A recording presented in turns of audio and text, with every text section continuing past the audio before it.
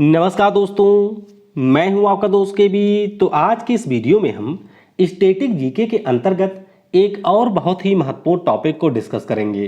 तो SSC, railway और अन्य विभिन्न परीक्षाओं में भारत के प्रमुख मंदिर से जुड़े हुए जो भी प्रश्न पूछे जा चुके हैं, उन सारे प्रश्नों का कंपाइलेशन आपको इस वीडियो में देखने को मिलेगा। तो पूरा वीडियो बहुत ही ध्यान से देखिएगा और वीडियो अगर आपको पसंद आता है तो इसे लाइक करने के साथ अपने सभी दोस्तों के साथ में शेयर करना बिल्कुल भी मत भूलिएगा। वीडियो की हम लोग शुरुआत करें उससे पहले मैं आपको बता दूं कि इस समय अनअकैडमी का एक लर्निंग फेस्टिवल चल रहा है। तो अगर आप में से कोई या आपके घर का कोई नीट यूजी या फिर क्लास 8 से 12 या फिर आईआईटी जेईई की तैयारी कर रहा है, तो अगर वह 23 से लेकर के 30 के बीच में अनअकैडमी के ऊपर कोई भी 45 दिन का प्लस सब्सक्रिप्शन परचेज करना चाहता है तो वो मात्र 299 रुपए में इसे परचेज कर सकता है। तो ये एक बहुत ही शानदार कोर्स है अनअकैडमी की तरफ से और इसमें आपको लाइव क्लासेस मिलेंगी जिसमें आपके टॉप एजुकेटर होंगे। सीबीएसई बोर्ड की प्रिपरेशन के लिए गाइडेंस भी आपको यहाँ पर मिलेगी। 24 घंटे जो भी आपके डाउट होंगे उन सारे डाउट को सॉल्व किया जाएगा और इसके अलावा यहाँ पर आपकी अकादमिक काउंसलिंग भी होगी।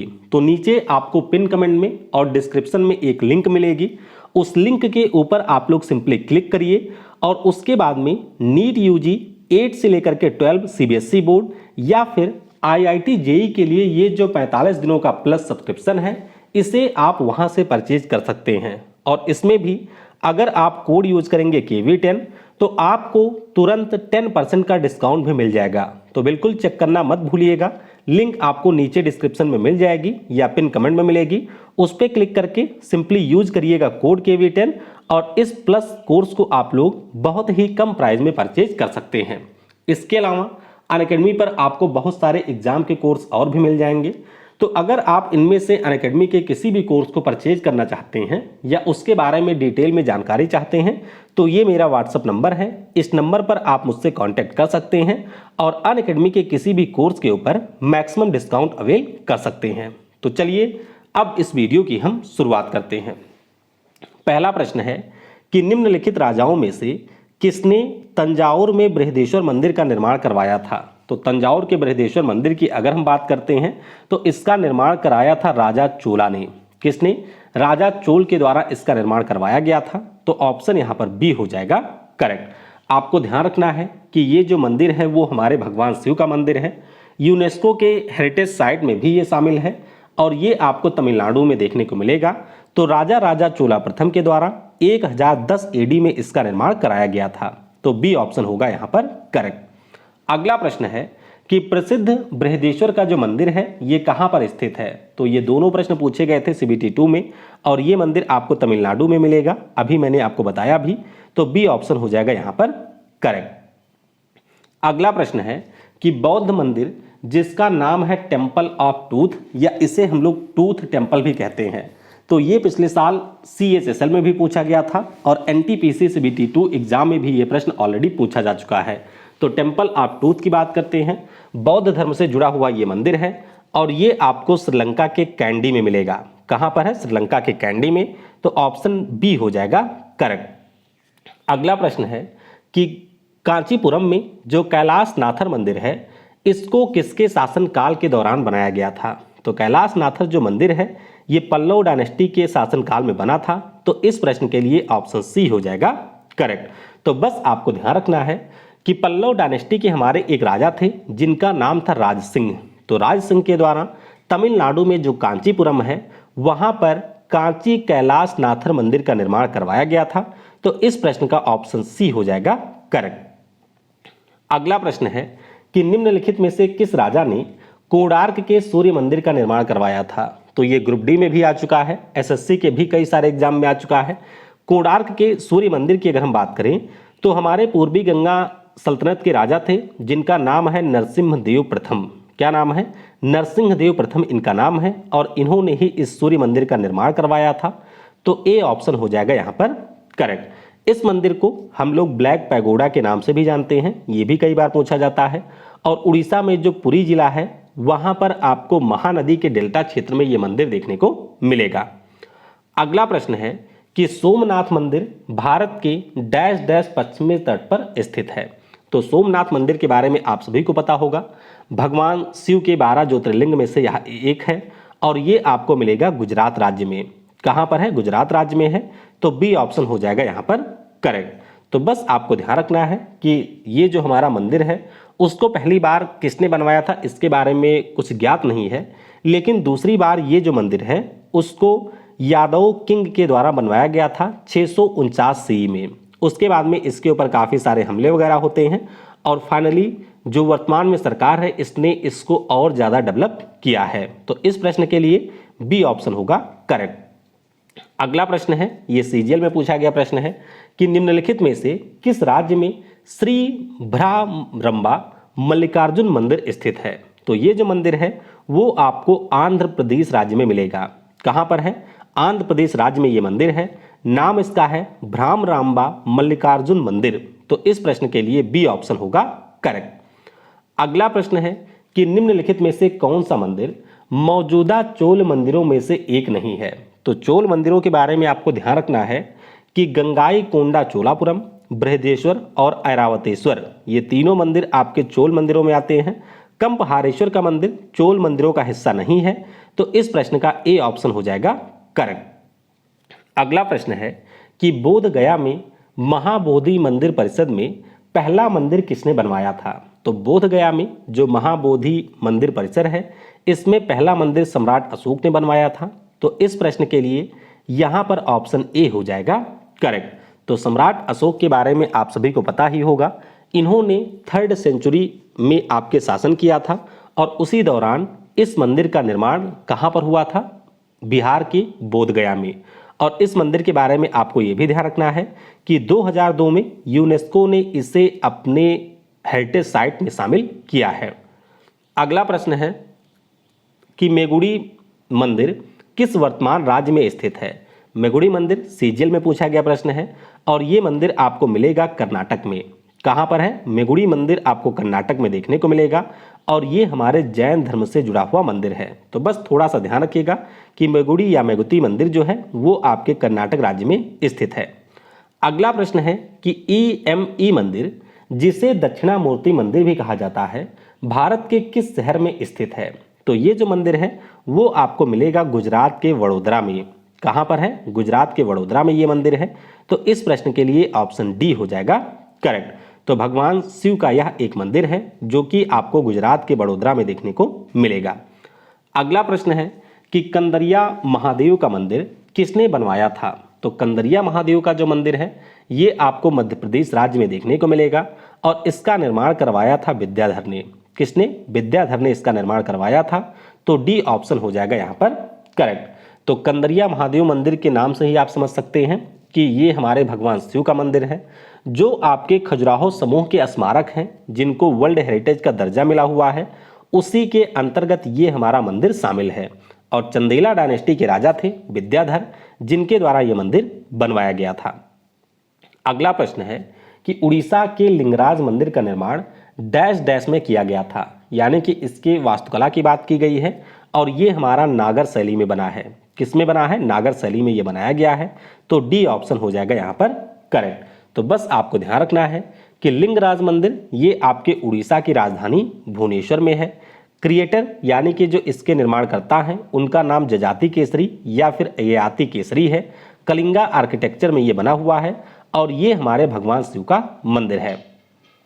अगला प्रश्न है कि उत्तर भारत में प्राचीन मंदिर वास्तुकला की शैली क्या है? तो ध्यान रखिएगा, अगर हम लोग उत्तर भारत के मंदिरों की बात करते हैं तो इनकी वास्तुकला आपको नागर शैली में मिलेगी। किस शैली में? नागर शैली में आपको इसकी वास्तुकला देखने को मिलेगी। अगला प्रश्न है कि प्रसिद्ध ब्रह्मा जी का जो मंदिर है ये किस भारतीय राज्य में स्थित है? तो ब्रह्मा जी का दुनिया में एकमात्र मंदिर है और ये हमारा जो मंदिर है वो आपको राजस्थान में देखने को मिलेगा। राजस्थान में आपने पुष्कर शहर के बारे में सुना होगा और उसी पुष्कर शहर में आपके ब्रह्मा जी का ये मंदिर है। तो इस प्रश्न के लिए बी ऑप्शन होगा करेक्ट। अगला प्रश्न है कि तमिलनाडु में जो मीनाक्षी सुंदरेश्वर का मंदिर है, जिसे आप लोग मीनाक्षी टेम्पल भी कहते हैं, ये आपके किसने बनवाया था? तो मीनाक्षी सुंदरेश्वर का जो मंदिर है इसको बनवाया था राजा कुलशेखरा ने। किसने बनवाया था? राजा कुलशेखरा के द्वारा इसका निर्माण कराया गया था। तो इस प्रश्न के लिए सी ऑप्शन होगा करेक्ट। तो ये आप लोग देख सकते हैं, यह वह मंदिर है जो कि भगवान शिव और माता पार्वती को समर्पित है और 1190 ईस्वी में किंग कुलशेखरा ने इसका निर्माण करवाया था। तो सी ऑप्शन होगा करेक्ट। अगला प्रश्न है कि दिलवाड़ा का जो जैन मंदिर है इसका निर्माण किसने करवाया था। तो दिलवाड़ा के अगर हम लोग जैन मंदिर की बात करते हैं तो इसका निर्माण करवाया था वास्तुपाल ने। किसने? वास्तुपाल ने ये मंदिर बनवाया था। तो डी ऑप्शन हो जाएगा यहाँ पर करेक्ट। अब मंदिर के बारे में आपको पहले यही ध्यान रखना है कि राजस्थान में जो हमारा एकमात्र हिल स्टेशन है माउंट आबू, उस हिल स्टेशन के ऊपर आपको ये मंदिर देखने को मिलेगा। और धोलका के जैन मंत्री थे जिनका नाम वास्तुपाल था, उन्होंने इसका निर्माण करवाया था और इसके वास्तुकाल का नाम है बिमल शाह। परीक्षा में ऑलरेडी ये भी प्रश्न पूछा जा चुका है कि इसकी वास्तुकला क्या है। तो ये हमारी मारू गुर्जरा वास्तुकला के ऊपर आधारित है। तो जरूर ध्यान रखिए इस मंदिर के बारे में जो कि राजस्थान में स्थित है। अगला प्रश्न है कि प्रसिद्ध तिरुपति बालाजी का जो मंदिर है ये किस राज्य में स्थित है। तो तिरुपति बालाजी के मंदिर की अगर हम बात करते हैं तो ये आपको मिलेगा आंध्र प्रदेश में। कहाँ पर है? तिरुपति बालाजी का मंदिर जो कि भारत का सबसे धनी मंदिर माना जाता है, ये आपको आंध्र प्रदेश में देखने को मिलेगा। तिरुमाला की पहाड़ियों पर यह मंदिर स्थित है और ये हमारे भगवान विष्णु को समर्पित है। अगला प्रश्न है कि विट्ठल रुक्मणी या फिर जो विठोबा का मंदिर है ये किस राज्य में स्थित है। तो विट्ठल रुक्मणी का जो मंदिर है ये आपको मिलेगा महाराष्ट्र में। अब नाम से कई बार इसमें लोग कंफ्यूज हो सकते हैं क्योंकि उन्हें लगेगा कि भगवान कृष्ण का मंदिर है तो ये गुजरात में होगा, लेकिन ध्यान रखेंगे ये जो हमारा मंदिर है वो महाराष्ट्र में है। तो बी ऑप्शन हो जाएगा यहाँ पर करेक्ट। तो महाराष्ट्र में ये मंदिर आपको देखने को मिलेगा। राजा विष्णुवर्धन ने इसका निर्माण करवाया था और ये हमारे भगवान कृष्ण और रुक्मणी का मंदिर है। अगला प्रश्न है कि माता वैष्णो देवी का जो प्रसिद्ध मंदिर है जो कि भगवान दुर्गा के 51 शक्तिपीठों में से एक है, ये आपको किस पर्वत पर देखने को मिलेगा। तो ध्यान रखेंगे जम्मू कश्मीर में जो आपके त्रिकुटा की पहाड़ियाँ हैं वहाँ पर आपको माता वैष्णो देवी का मंदिर देखने को मिलेगा। इस प्रश्न के लिए सी ऑप्शन हो जाएगा करेक्ट। अगला प्रश्न है कि तंजौर में जो बृहदेश्वर का मंदिर है ये किस धार्मिक संप्रदाय से संबंधित है। तो ये प्रश्न पिछले साल एनटीपीसी में पूछा गया था और ये अपने आप में काफ़ी टफ प्रश्न भी है। तंजौर में जो बृहदेश्वर का मंदिर है ये हमारे नैनमार धार्मिक संप्रदाय से संबंधित है। किससे? नैनमार धार्मिक संप्रदाय से संबंधित है। तो डी ऑप्शन हो जाएगा यहाँ पर करेक्ट। अब देखिए नैनमार का मतलब होता है, नैन का मतलब होता है आँख, मार का मतलब होता है मारना, तो आँख मारना इसको मत काउंट करिएगा। नैनमार हमारा एक धार्मिक संप्रदाय था तो उसी से ये मंदिर समर्पित है। डी हो जाएगा करेक्ट। अगला प्रश्न है कि यलोरा के जो मंदिर हैं उनका निर्माण किसने करवाया था। तो यलोरा में जो आपको तीनों धर्म के मंदिर मिलेंगे इसमें से 2 धर्मों के मंदिर का निर्माण हमारे राष्ट्रकूट डायनेस्टी के राजाओं ने करवाया था। किसके? राष्ट्रकूट सल्तनत के जो राजा थे उन्होंने करवाया था। तो डी ऑप्शन हो जाएगा यहाँ पर करेक्ट। तो आपको ये ध्यान रखना है कि जो आपके यहाँ पर हिंदू और बौद्ध धर्म से जुड़े हुए मंदिर हैं वो राष्ट्रकूट डायनेस्टी के राजाओं ने करवाया था, लेकिन यहाँ पर जो आपको जैन मंदिर मिलेंगे वो हमारे यादव डायनेस्टी के राजाओं ने करवाया था। अगला प्रश्न है कि सबरीमाला मंदिर कहाँ पर स्थित है। तो ये प्रश्न भी बहुत सारे एग्जाम में आ चुका है।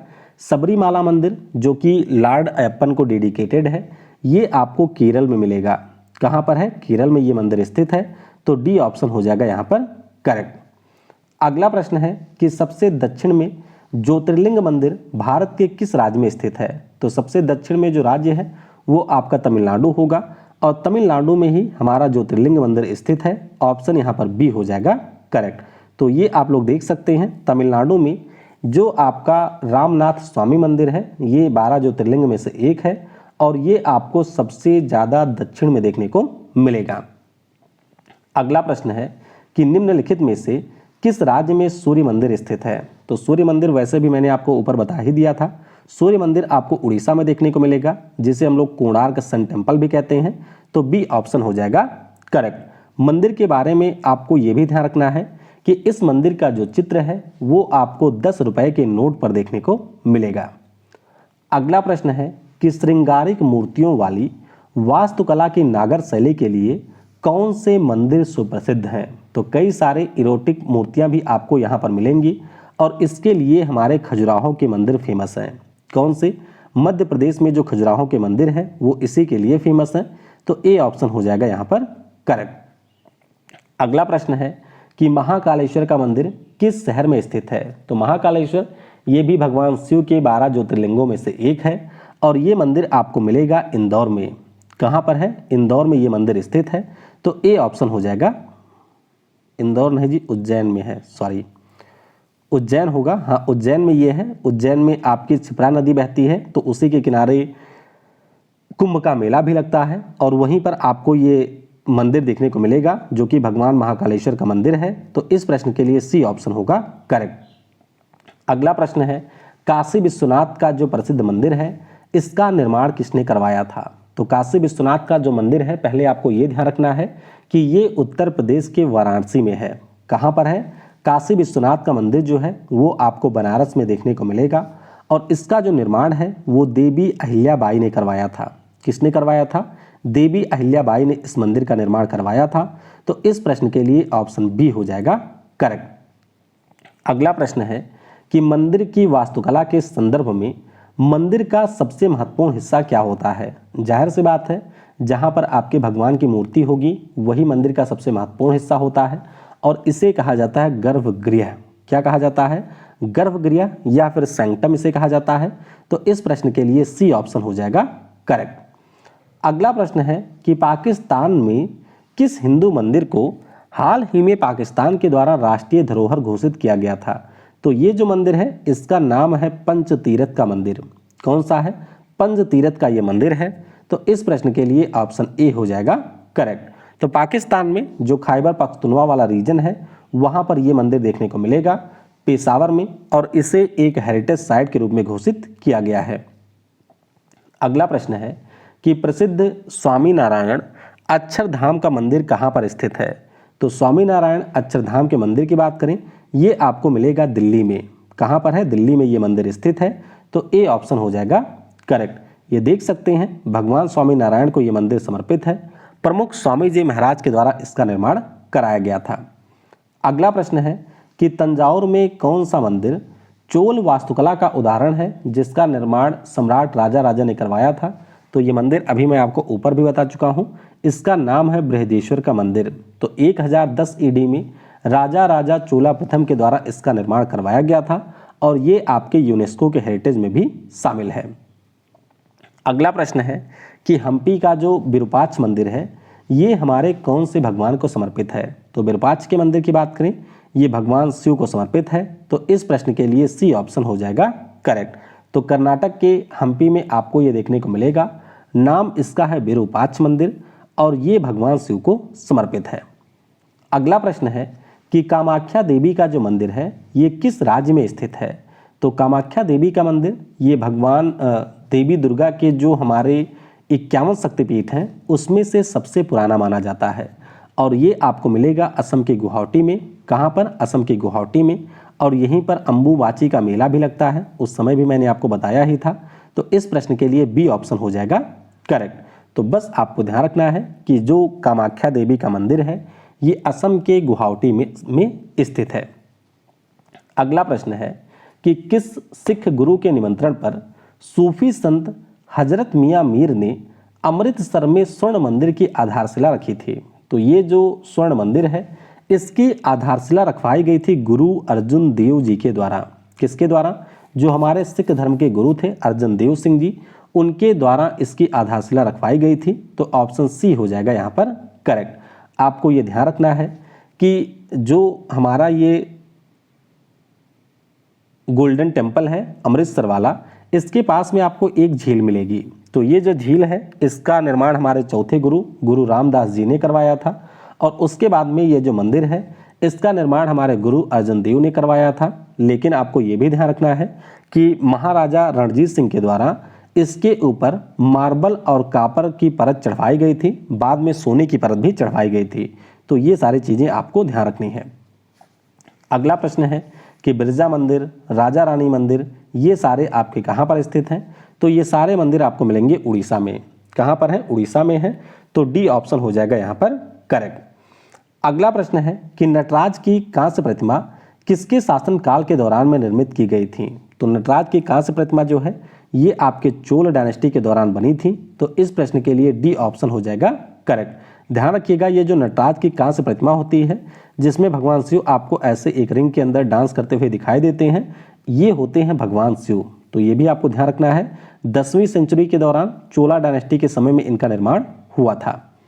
अगला प्रश्न है कि प्रसिद्ध दक्षिणेश्वर काली मंदिर किस शहर में स्थित है। तो दक्षिणेश्वर काली टेम्पल की बात करें, ये हमारे कोलकाता शहर में है। कहाँ पर है? कोलकाता में है। तो इस प्रश्न के लिए ऑप्शन ए हो जाएगा करेक्ट।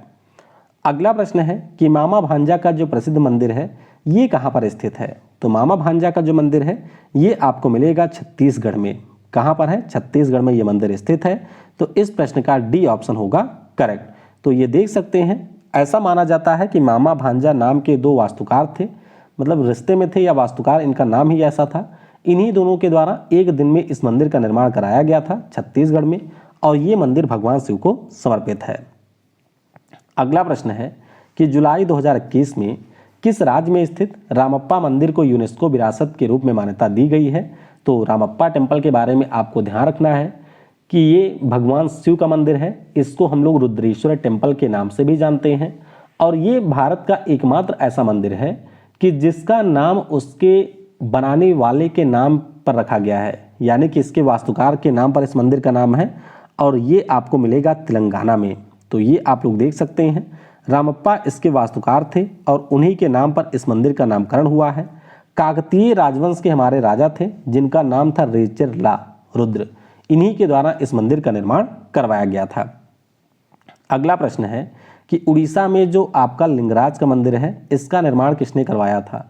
तो लिंगराज मंदिर का जो निर्माण है ये आपके ययाति केसरी या फिर जजाति केसरी ने करवाया था। तो इस प्रश्न का ऑप्शन ए हो जाएगा करेक्ट।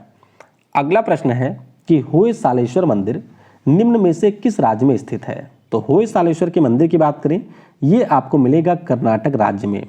कहाँ पर है? कर्नाटक राज्य में ये मंदिर आपको देखने को मिल जाएगा। तो इस प्रश्न के लिए ऑप्शन सी हो जाएगा करेक्ट। और ये भी हमारे भगवान शिव का ही मंदिर है।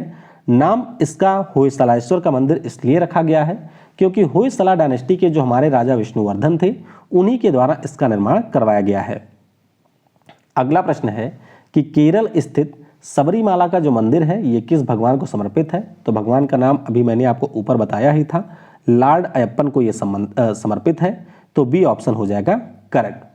अगला प्रश्न है कि मध्य प्रदेश में स्थित जो हमारे खजुराहो के मंदिर हैं इसका निर्माण किसने करवाया था। तो खजुराहो के मंदिरों की बात करें, चंदेला डायनेस्टी के राजाओं ने इसका निर्माण करवाया था।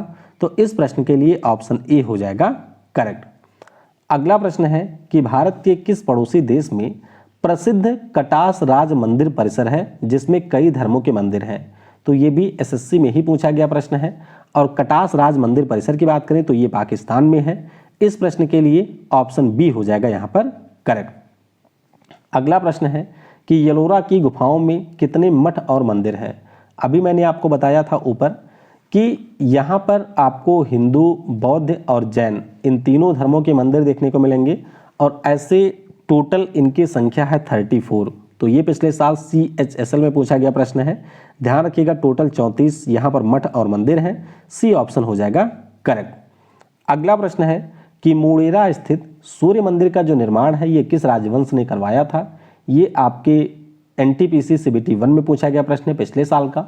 मोढेरा का जो सूर्य मंदिर है ये आपको गुजरात में मिलेगा, और इसका निर्माण करवाया था चालुक्य राजवंश ने। किसने करवाया था? चालुक्य राजवंश ने इसका निर्माण करवाया था। तो बी ऑप्शन हो जाएगा करेक्ट। अगला प्रश्न है कि श्री लिंगराज मंदिर किस शहर में स्थित है। तो लिंगराज मंदिर अभी मैंने आपको बता ही दिया कि ये हमारे भुवनेश्वर में स्थित है। तो सी ऑप्शन हो जाएगा यहाँ पर करेक्ट। अगला प्रश्न है कि भगवान शिव का प्रसिद्ध मंदिर त्र्यंबकेश्वर किस राज्य में स्थित है। तो त्र्यंबकेश्वर के मंदिर की बात करें, ये आपके महाराष्ट्र राज्य में स्थित है। कहाँ पर है? महाराष्ट्र में है, और ये भगवान शिव के 12 ज्योतिर्लिंगों में से एक है। तो सी ऑप्शन हो जाएगा करेक्ट। अगला प्रश्न है कि भगवान शिव का प्रसिद्ध पशुपतिनाथ मंदिर किस देश में स्थित है। तो पशुपतिनाथ मंदिर की बात करें, ये आपको मिलेगा नेपाल में। कहाँ पर है? नेपाल की राजधानी काठमांडू में है, और काठमांडू में ही आपको भगवान पशुपतिनाथ का मंदिर देखने को मिलेगा। ये भी एक वर्ल्ड हेरिटेज साइट है जिसको 1979 में ही हेरिटेज साइट का दर्जा मिला था। अगला प्रश्न है कि प्रसिद्ध सिद्धि विनायक का जो मंदिर है ये किस भगवान को समर्पित है। तो सिद्धि विनायक के मंदिर की बात करते हैं, ये हमारे भगवान गणेश को समर्पित है। किसको है? भगवान गणेश। और आपको ये पता होगा कि हिंदू धर्म में हमारे जो भगवान गणेश हैं इनको प्रथम भगवान माना जाता है और जब भी कोई शुभ काम होता है तो सबसे पहले भगवान गणेश की ही पूजा की जाती है। तो ध्यान रखेंगे ऑप्शन डी हो जाएगा करेक्ट। अगला प्रश्न है कि प्रसिद्ध केदारनाथ का जो मंदिर है ये किस राज्य में स्थित है। तो केदारनाथ का जो टेम्पल है ये आपको मिलेगा उत्तराखंड राज्य में। कहाँ पर है? उत्तराखंड राज्य में ये मंदिर स्थित है। तो ऑप्शन डी हो जाएगा यहाँ पर करेक्ट। अगला प्रश्न है कि काल भैरवेश्वर का जो मंदिर है ये किस राज्य में स्थित है। तो काल भैरवेश्वर के मंदिर की बात करते हैं, ये आपको मिलेगा कर्नाटक में। कहाँ पर है? कर्नाटक राज्य में है। तो ऑप्शन यहाँ पर सी हो जाएगा करेक्ट। तो इस प्रकार से जो भी हमारे मंदिर से जुड़े हुए प्रश्न आपके विभिन्न परीक्षाओं में पूछे गए थे उन सारे प्रश्नों को हमने यहाँ पर डिस्कस कर लिया है। अगर आपने यहाँ तक वीडियो को देखा है तो नीचे कमेंट में लिखिएगा yes I can do it. और टॉपिक वाइज जीके की सीरीज में आप और किन टॉपिक के ऊपर वीडियो चाहते हैं यह भी आप नीचे कमेंट में बता सकते हैं। Thanks for watching. जय हिंद, जय भारत और सबसे ज़रूरी, पढ़ेगा भारत तो बढ़ेगा भारत।